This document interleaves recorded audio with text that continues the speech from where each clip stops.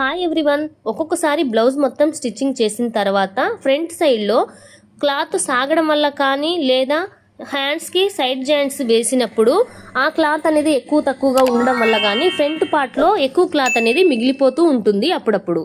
అలానే బ్యాక్ పార్ట్లో మిగిలినప్పుడు మనము హామ్ హోల్ వైపు పావించు ఖర్చు పట్టయితే ఒక కుట్టు అయితే వేసుకుంటాము, అప్పుడు సెట్ అవుతుంది.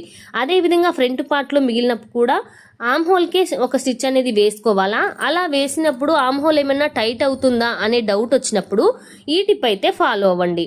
ఇప్పుడు ఫ్రంట్ పార్ట్ని అయితే తీసుకొని దాన్ని హాఫ్కి అయితే ఫోల్డ్ చేసుకోవాలి. హాఫ్కి ఫోల్డ్ చేసి ఆ హాఫ్ కానుంచి కింది వైపున హాఫ్ ఇంచి నుంచి అయితే ఒక ఎంత మిగిలిందో అంత క్లాత్ ఖర్చునైతే తీసుకొని ఒక డాట్ అయితే ఈ విధంగా వేసుకోవాలి.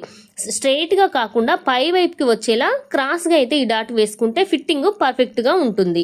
ఇప్పుడు చూడండి, ఈ డాట్ వేయడం వల్ల షేప్ పర్ఫెక్ట్ ఫిట్టింగ్ అయితే వచ్చింది.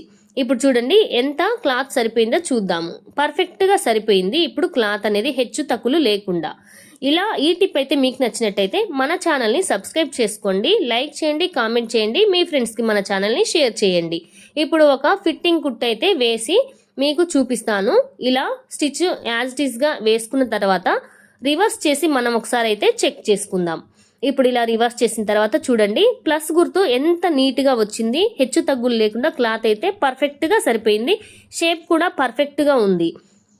ఈ టిప్ అయితే మీకు నచ్చినట్టయితే మన ఛానల్ని సబ్స్క్రైబ్ చేసుకోండి. Thank you for watching friends this video. Thank you so much.